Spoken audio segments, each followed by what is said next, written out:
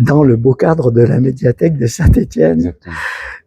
Je peux me poser. Marin, heureux d'être avec vous pour évoquer eh bien votre résidence, puisque depuis plusieurs semaines, vous êtes chez nous à Saint-Étienne pour travailler pour votre œuvre et puis aussi pour rencontrer les Stéphanois, les lecteurs stéphanois. Alors racontez-nous un peu comment ça se passe. Ça se passe très bien. J'aime beaucoup cette ville. J'aime beaucoup ces rues. Ça peut paraître ridicule à dire, mais c'est, je crois, vrai pour Saint-Étienne, chargé d'histoire. On sent que ça transpire un passé ouvrier, une histoire extrêmement riche, de lutte, de plein de choses. Et j'aime beaucoup l'ambiance de cette ville, l'âme de cette ville. Je marche beaucoup. Je me perds beaucoup dans les rues. Je vais beaucoup dans les cafés, dans les PMU. Je vais au musée.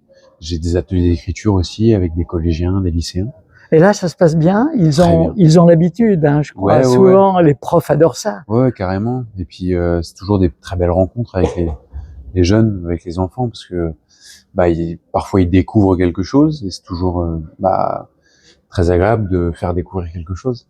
Et puis parfois ils ont eux-mêmes une pratique d'écriture et puis là on peut accompagner. Dans les deux cas, c'est toujours un plaisir. Ouais.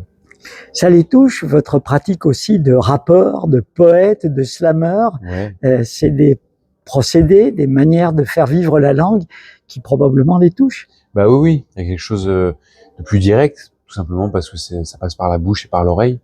Donc c'est beaucoup plus direct et oui, c'est une manière aussi de rentrer en connexion, en contact, en discussion avec les mots.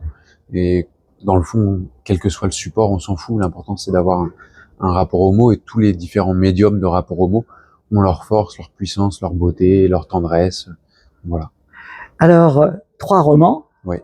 Une aventure étonnante avec votre éditeur, une sorte de bouteille à la mer, et puis le premier 7-7, ça va marcher, ça va vous lancer. Ensuite, GAV, et puis le troisième à la terre, et puis vous travaillez pour la publication du 4e, et puis pour travailler aussi sur la suite. Exactement.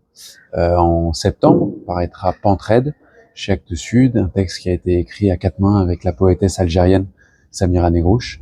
Ça paraîtra donc en septembre, et j'ai terminé les corrections de Pentraide à Saint-Étienne, et je travaille effectivement au prochain livre qui sera donc mon 3e roman, parce que le 3e livre n'était pas exactement un roman, et donc voilà. Ouais. Et puis l'année prochaine, après 3 mois à Saint-Étienne, eh bien une autre résidence prestigieuse. Ouais. J'ai été pris à la Villa Médicis pour 1 an en tant que pensionnaire, et j'en suis très heureux et ravi. Et donc oui, ça va être 1 an à Rome pour travailler le roman que j'aurais commencé ici à Saint-Étienne. Alors, d'autres romanciers ou romancières avec vous, vous êtes 4 littéraires pour dire, mais aussi d'autres artistes, puisque c'est la caractéristique de la Villa Médicis. Exactement. On est 4 auteurs et autrices. Il y a Elitsa Georgieva, Diati Diallo, moi-même et Hugo Lindenberg. Ça, c'est pour les auteurs et autrices. Et pour les autres, alors je connais pas le nom des 16, je m'en souviens pas. Et puis j'aurais trop peur d'écorcher les noms, chose que j'ai peut-être même déjà fait là. Mais en gros, oui, il y a de la peinture, de la sculpture, de la photo, de la composition musicale, de l'histoire de l'art, des artistes plasticiens, enfin voilà.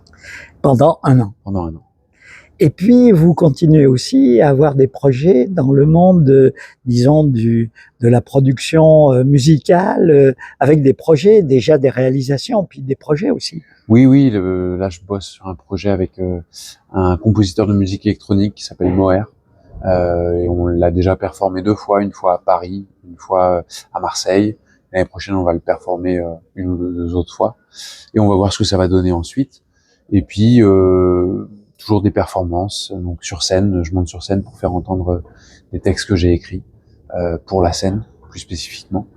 Et voilà, il y a aussi une adaptation de 7-7 au théâtre qui est en train d'être faite, qui sera normalement en janvier 2026 du coup, qui pourra être visible dans des théâtres, notamment au Centre national de Caen et au début beaucoup dans la région de Normandie, les scènes nationales de Normandie, puis on espère que ça va ça va continuer plus loin. Eh ben, merci, bravo pour tous ces Merci. projets. On a vraiment été très heureux de vous accueillir à Saint-Étienne. Merci beaucoup. Merci, Marin.